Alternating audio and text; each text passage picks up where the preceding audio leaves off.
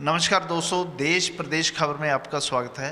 हम आपके लिए लेकर आए हैं एक प्रोग्राम जिसका नाम है कंसल्टेंट्स की आवाज़। इस प्रोग्राम में हम इमिग्रेशन कंसल्टेंट्स की जो भी समस्याएं हैं, खासकर अनलॉक प्रक्रिया शुरू हो चुकी है और उसके बावजूद जो इमिग्रेशन कंसल्टेंट्स के जो सेंटर्स में क्लासेस लगाने की जो समस्याएं आ रही हैं, गवर्नमेंट की तरफ से जो परमिशन नहीं मिली अभी तक, तो उनको लेकर हम चर्चा करते हैं। आज हमारे साथ इस चर्चा में मौजूद हैं हेलो वीज़ा से शुभम गोयल जी, जिनसे हम बातचीत करेंगे। सबसे पहले देश प्रदेश खबर में शुभम जी आपका बहुत बहुत स्वागत है। बहुत बहुत शुक्रिया गुलियानी जी। शुभम जी, आज हम आपसे चर्चा करेंगे इमिग्रेशन कंसल्टेंट्स को जो समस्याएं आ रही हैं, जो गवर्नमेंट ने अभी तक परमिशन नहीं दी। अनलॉक प्रक्रिया चौथे चरण में पहुंच चुकी है, लेकिन अभी तक जो सेंटर हैं, सेंटर में जो क्लासेस लगाने की जो प्रक्रिया है वो शुरू नहीं हुई। तो इन तमाम चीज़ों को जो सामने रखते हुए जो दिक्कतें आ रही हैं, तो किस तरह से फेस कर रहे हैं आप? सर, कई सारी दिक्कतें हैं, हम एक एक करके बात करते हैं। सबसे पहली दिक्कत ये है सर कि हमने काफ़ी बड़ी बड़ी बिल्डिंग्स किराए पर ली हुई हैं, सारे इंस्टीट्यूशंस ने।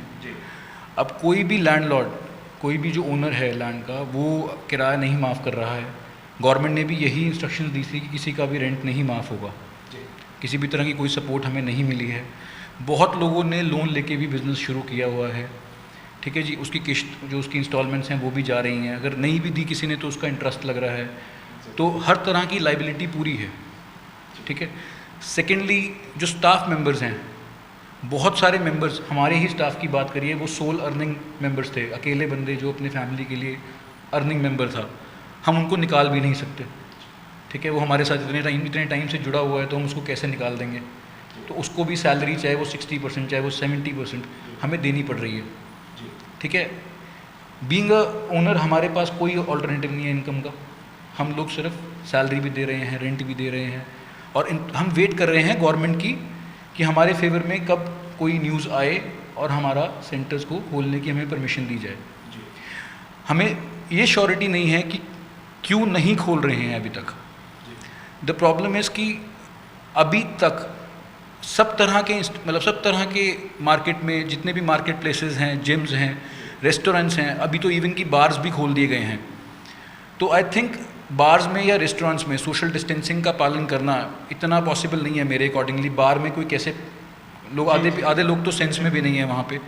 हमारे यहाँ पे जो भी बच्चा पढ़ने आ रहा है वो कोई फर्स्ट या सेकंड क्लास का बच्चा नहीं है। यहाँ पे जो बच्चा पढ़ने आता है वो या तो 10th का 12th पास आउट करके अपना क्लियर करके, या कोई बैचलर्स करने की, जिसने मास्टर्स पढ़ने जाना है, या जिसने PR के लिए अप्लाई करना है, वो बच्चे पढ़ने आते हैं। तो they are very well aware कि उनको कैसे सोशल डिस्टेंसिंग का पालन करना है। मास्क पहन के आते हैं। हमारे सेंटर में बाहर थर्मल स्कैनिंग की जाती है, ठीक है। मास्क हमने खुद भी रखे हुए हैं, कोई बच्चा अगर नहीं कैरी कर रहा है हम उसे प्रोवाइड करते हैं। प्रॉपर सैनिटाइजेशन डेली बेसिस पे की जाती है। तो आई डोंट थिंक कि यहाँ पे कोई रिस्क है। हमारे पास अगर कहीं पे किसी क्लासरूम की सिटिंग कैपेसिटी 30 स्टूडेंट्स की है, हम 10 बिठा सकते हैं आई थिंक। तो हमें 30%, 40% कुछ तो हमें परमिशन मिलनी चाहिए बच्चे बिठा के खोलने की, ताकि हमारे खर्चे, एटलीस्ट हमारी सैलरीज, हमारे रेंट्स हम पूरे कर सकें। अब गवर्नमेंट का ये आंसर है इस बात को कि वो हमें ऑल्टरनेटिव दे रहे हैं कि हम ऑनलाइन पढ़ा लो। वो भी सर हमने बहुत ट्राई किया। जब से लॉकडाउन हुआ हमने ऑनलाइन पोर्टल्स बनाए, उस पर भी खर्चा हुआ, ऑनलाइन पोर्टल्स को डेवलप करने में, ऑनलाइन मॉडल्स बनाने में, ठीक है। बच्चों, अब उसके लिए 2 एस्पेक्ट हैं उस चीज़ के। पहला एस्पेक्ट की कनेक्टिविटी, बहुत सारे बच्चे गाँव से जाते हैं, ठीक है। उन बच्चों के पास कोई ऑल्टरनेटिव नहीं है करियर का। वो बाहर का ही सोच के चल रहे होते हैं कि मैं +2 करके बाहर पढ़ने जाऊंगा, कनाडा जाऊंगा, ऑस्ट्रेलिया जाऊंगा। उनके फैमिली मेम्बर्स वहाँ बैठे हैं, तो they have a plan about it. अब उस बच्चे के पास कनेक्टिविटी ही नहीं है, वो वहाँ पे उस लेवल पे स्ट्रीमिंग हो ही नहीं सकती, वीडियो स्ट्रीमिंग, लाइव क्लासेस चल ही नहीं सकती। तो first problem is that. The second problem is कि उनके पास लैपटॉप्स नहीं है घर पे। They not from very well of families. तो वहाँ पर अपने पेरेंट्स को वो ये नहीं कह सकते कि सर मेरी फ़ीस तो 5000 है मैम, पापा मेरी फ़ीस 5000 है, पर मेरे को 50,000 का लैपटॉप लेके दो पहले, फिर मैं 5000 वाला कोर्स करूँगा। तो वो भी पॉसिबल नहीं है। तो उसके कारण वो बच्चों के 6-6 महीने या पूरा साल ख़राब होता जा रहा है, जो कि एज अ गैप जब वो फॉरेन यूनिवर्सिटी में अप्लाई करेगा तो वो यूनिवर्सिटी नहीं मानेगी इस रीज़न को, इस चीज़ को। उनके लिए तो एक लैंग्वेज कोर्स है, एक लैंग्वेज कोर्स के पीछे आपने 1 साल ख़राब कर दिया तो they will not understand it, तो उनके करियर पे भी इफेक्ट पड़ेगा इस चीज़ का। कैरियर पे भी इफेक्ट पड़ेगा अगर बीच में जो गैप आ रहा है। जी सर, बेसिकली जितनी भी अच्छी यूनिवर्सिटीज़ हैं they don't accept any kind of gap, तो दे विल नॉट एक्सेप्ट कि आपका इंस्टीट्यूट नहीं पढ़ा रहा था इसलिए आपने आइल्स की कोचिंग नहीं ली, क्योंकि ours is not an educational institute, हमको डिग्री प्रोवाइड नहीं कर रहे हैं, हम स्किल सेट प्रोवाइड कर रहे हैं। क्योंकि इंग्लिश हमारी नेटिव लैंग्वेज नहीं है तो हम इंग्लिश बोलना सिखा रहे हैं उसको, हम उसको कोई डिग्री नहीं दे रहे हैं। तो बाहर की किसी यूनिवर्सिटी के लिए इंग्लिश बोलना सीखना, उसके लिए 1 साल ख़राब करना इज़ नॉट एक्सेप्टेबल। तो आई थिंक वो लोग इस बात को एक्सेप्ट नहीं करेंगे, वो 1 साल के गैप को एज अ गैप ही कंसिडर करने वाले हैं और बच्चों को प्रॉब्लम होने वाली है अच्छी यूनिवर्सिटीज़ में जाने के लिए। पूरी फीस दे के भी वो यूनिवर्सिटी जो उनको चाहिए वो नहीं ले पाएंगे। So that is a huge problem जो हम सोच रहे हैं बच्चों को होने वाली है। ठीक है, तीसरी चीज़, अब आप ये देखिए कि गवर्नमेंट की जितनी भी हम जो देखते हैं रिलीफ फंड्स, रिलीफ पैकेजेस जो आ रहे हैं वो मिडिल क्लास बिजनेसमैन के लिए किसी भी तरह का पैकेज नहीं आ रहा है।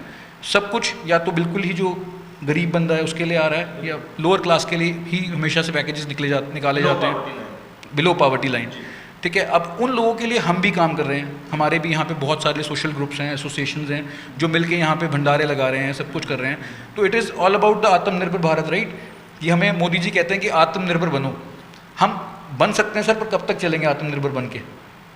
अब हम आत्मनिर्भरता से भी ऊपर, अब हम क्लूलेस हो गए हैं कि हम कैसे काम करें आगे फ्यूचर में, क्योंकि हमारे पास जितने भी बैकअप फंड्स थे वो भी ख़त्म हो गए हैं, सब कुछ सेविंग्स भी लग गई हैं। 6 महीने से हम लोगों को भी हेल्प कर रहे हैं, स्टाफ को भी दे रहे हैं, ओनर्स को भी दे रहे हैं। अब कैसे आगे होगा, I am not sure about it. Goyal साहब, पंजाब सरकार ने जो इमिग्रेशन कंसल्टेंट्स हैं उनको लाइसेंस प्रोवाइड करवा रखे हैं ताकि उनको कोई परेशान ना करे, जबकि हरियाणा में ऐसा बिल्कुल नहीं है, है ना। कोई भी पुलिस वाला आके पूछता है लाइसेंस दिखाओ, जबकि सरकार द्वारा ऐसा कोई लाइसेंस प्रोवाइड ही नहीं कराएगा। तो इसके बारे में क्या सोचते हैं आप, क्या करना चाहिए सरकार? सर, हमने काफ़ी बारी ये मैसेज पहुंचाया भी है लोकल अथॉरिटीज़ के पास कि why hasn't the licensing been started in Ambala और हरियाणा, कि लाइसेंसिंग क्यों नहीं की जा रही है। क्योंकि ना अगर लाइसेंसिंग नहीं होती तो उसमें क्या होता है कि बहुत लोग जो इलीगल तरीके से या जो फ्रॉड तरीके से बच्चों को भेजते हैं इंडिया से बाहर, इलीगल तरीके से एंट्री करवाते हैं दूसरे कंट्रीज़ में, हमें उनके साथ मिक्सअप कर दिया जाता है कि जो इमिग्रेशन का काम है वो कोई इलीगल काम है। तो अगर हम लाइसेंसिंग प्रोवाइड करें तो that is good for us, मतलब जितनी भी इमिग्रेशन इंडस्ट्री और कंसल्टेंट्स हैं उनके लिए अच्छी बात है कि हमें लाइसेंसिंग दी जाएगी, तो हम डिफरेंशिएट कर पाएंगे जो लोग फेक काम कर रहे हैं और जो लोग लीगली सही तरीके से बच्चों की फाइलिंग कर रहे हैं, कोई गलत डॉक्यूमेंट नहीं लगा रहे हैं, जो उसकी एक्चुअल प्रोफाइल है वो ही सबमिट की जा रही है यूनिवर्सिटी में। So I think licensing is a must in Haryana. Punjab में तो बहुत पहले से है, हरियाणा में भी जल्दी से जल्दी लागू की जानी चाहिए लाइसेंसिंग, एंड उससे बच्चों के लिए भी बेटर रहेगा। बच्चे को पता होगा कि जब लाइसेंस नंबर लिखा होगा बाहर बोर्ड पे तो बच्चे को पता है कि इस एजेंट के पास लाइसेंस है तो ये जेन्युइन काम करेगा, हमें अपनी फाइलिंग इससे करवानी है। So I think it's a good thing. Goyal Sahab, एक चीज़ मैं और पूछना चाह रहा था कि जैसे जो सरकार है, हरियाणा सरकार है या सेंट्रल गवर्नमेंट है, तो कहीं ना कहीं जो एक मिक्सअप हो रहा है कि शिक्षण संस्थान को और अपने इमिग्रेशन कंसल्टेंट्स की जो क्लासेस लगाने की प्रक्रिया है, तो ये इसमें कैसे उनको डिफरेंस पता चलेगा, कौन इस बारे में डिटेल से उन्हें बताएगा ताकि आप लोगों को भी अनुमति मिले क्लासेस लगाने की? सर, आई डोंट थिंक हम तो बहुत छोटे लोग हैं जो उनको कुछ बता सकें। There very everybody is very well aware of कि हम क्या पढ़ा रहे हैं यहाँ पर। मैंने आपको पहले भी यही बात बोली कि हम कोई डिग्री नहीं इशू कर रहे, हमारा कोई सर्टिफिकेशन हम नहीं इशू कर रहे हैं, तो it's just a skill training institute. अगर इंडिया में प्रॉपरली इंग्लिश बोली जाएगी तो हमें ज़रूर शायद हम बेरोज़गार हो जाएंगे। अभी सरकार ने कुछ जो सरकारी स्किल सेंटर्स हैं उनको भी खोलने की परमिशन दे दी है, जबकि अगर आपके अनुसार अगर ये भी स्किल सेंटर है एक तरह से, तो मेरे ख्याल से सर सरकारी इंस्टीट्यूट्स को खोलने की परमिशन दी है। उसके बाद हमने तभी तो क्वेश्चन उठाया कि वहाँ पर किस तरीके से कुछ अलग किया जाएगा जो हम नहीं कर सकते। ये प्राइवेट, हमारा इंफ्रास्ट्रक्चर उनसे कहीं गुना बेटर है, हमारे पास उससे ज़्यादा बेटर फैसिलिटी है, हमारे पास ज़्यादा स्टाफ है, तो हम तो और अच्छे तरीके से इम्प्लीमेंट कर सकते हैं सोशल डिस्टेंसिंग एंड सारे आपके नॉर्म्स। तो हमें क्यों नहीं आप परमिशन दे रहे हैं और प्राइवेट सरकारी इंस्टीट्यूट्स को क्यों दे रहे हैं परमिशन? तो हमारा ये भी क्वेश्चन है। दोनों चीज़ें सेम है, हम भी स्किल ट्रेनिंग है, स्किल डेवलपमेंट हम हैं। और दूसरी चीज़, हम जो दूसरा काम करते हैं other than the skill development, हम बच्चों की फाइलिंग करवाते हैं, उनकी फाइलिंग में हेल्प करते हैं। तो we not meeting them physically that much, हम उससे सिर्फ डॉक्यूमेंट्स कलेक्ट कर रहे हैं, तब फिजिकली मिल रहे हैं, बाकी सारा तो प्रोसेस ओवर द टेलीफोन या ऑनलाइन चल रहा है। उसके लिए भी हमारे साथ काफ़ी क्वेश्चनिंग हो चुकी है रिसेंटली। गोयल साहब, लास्ट में एक मेरा क्वेश्चन हो रहा है कि सरकार से आप क्या चाहते हैं, किस तरह के सरकार आपके साथ बिहेव करे ताकि आपको? सर इतनी सी रिक्वेस्ट है गवर्नमेंट से कि जल्द से जल्द इसके ऊपर विचार किया जाए। अब अनलॉकडाउन 4 जो आने वाला है, आई थिंक 21 सितंबर से, हम उम्मीद कर रहे हैं कि हमारे जो सेंटर्स हैं उसको कुछ रेगुलेशंस के साथ, सोशल डिस्टेंसिंग नॉर्म्स के साथ एटलीस्ट हमें खोलने की परमिशन दी जाए ताकि हम लोग सर्वाइव कर सकें। नहीं तो ये इंडस्ट्री बिल्कुल मेरे हिसाब से ख़त्म ही हो जाएगी। आगे मुझे नहीं पता ये कैसे चलेंगे। तो it's a humble request to please let us open the institutes and let us take the classes. Thank you.